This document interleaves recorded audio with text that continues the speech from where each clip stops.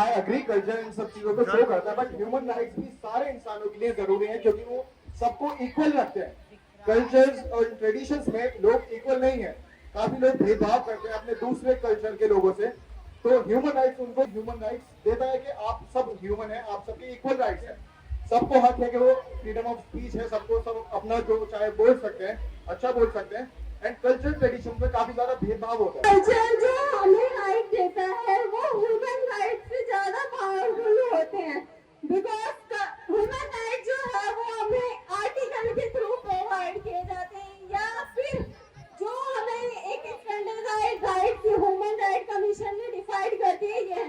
पर कल्चर्स वो होते हैं जिनके साथ हम बोर्न होते हैं, ये हमारे बर्थ से ही स्टार्ट होते हैं।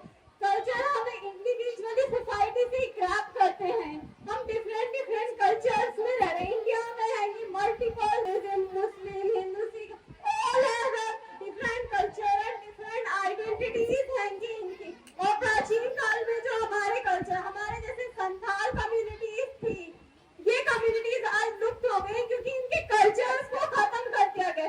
कल्चर खत्म होने के बाद कम्युनिटीज भी कई सारी जो है लुप्त हो जाती है समाज से। इस चीज में मैं कहना चाहूंगा, कल्चर्स जो विलुप्त हो गए हैं वो उनका ट्रेडिशन था, उन्होंने अडेप्ट नहीं किया ह्यूमन राइट्स को, वो सबको इक्वल लेकर नहीं चले, इसी वजह से वो विलुप्त हो गए। अगर वो ग्रोथ को साथ लेकर चलते, सब चीजों को, ह्यूमन राइट्स को सबको इक्वल लेकर चलते, तो मे भी आज वो विलुप्त ना हुए होते। उनका ट्रेडिशन और कल्चर दोनों साथ में जिंदा रह सकता था अगर वो ह्यूमन राइट्स को प्रायोरिटाइज करते, ह्यूमन राइट्स को ज्यादा अहमियत देते, तो वो अपने ट्रेडिशंस को भी साथ लेकर चल सकते थे।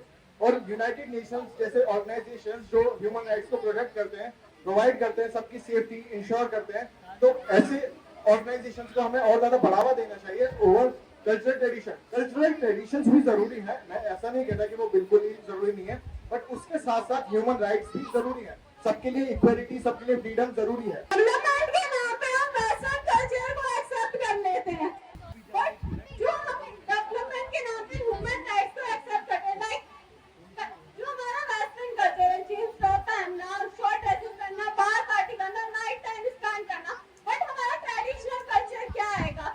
फैमिली के साथ इवेंट्स में पार्टिसिपेट करना। Okay, I would like to cut you off right now.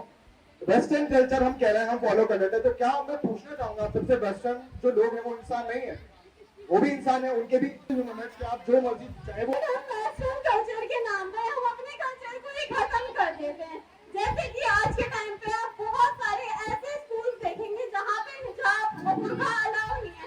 Recently Kerala में एक केस हुआ था कि गर्ल्स जो है बुर्का पहन के कॉलेजेस में नहीं आ सकती, ये अलाउ नहीं किया गया था। वहाँ पे इसके अगेंस्ट में केस भी फाइल किया गया था, लेकिन भगवा कलर को बहुत ही प्रायोरिटाइज किया गया। वहाँ पे इन दोनों के बीच में बहुत कंट्रोवर्सी चली और कंट्रोवर्सी जो है नेशनल और इंटरनेशनल भी बन गई थी। यहाँ पे इंटरनेशनल कंट्रीज में भी पार्टिसिपेट किया था।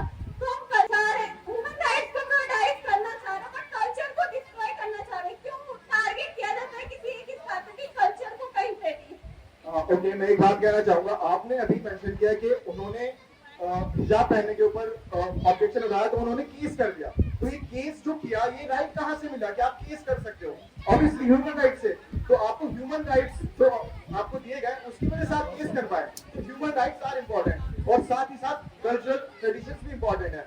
तो आपको ये हक मिला कि आप केस कर सकते हो, आप लड़ाई कर सकते हो अपने हक के लिए because of human rights. I would like to thank Ms. Firoza Khatun Madam and Bright Breeze giving this wonderful opportunity to express my point of view on this. Thank you all for listening to us and thank you for giving us the chance to speak here in front of the very powerful audience जो ताली नहीं बजा रहे हैं। Okay, thank you.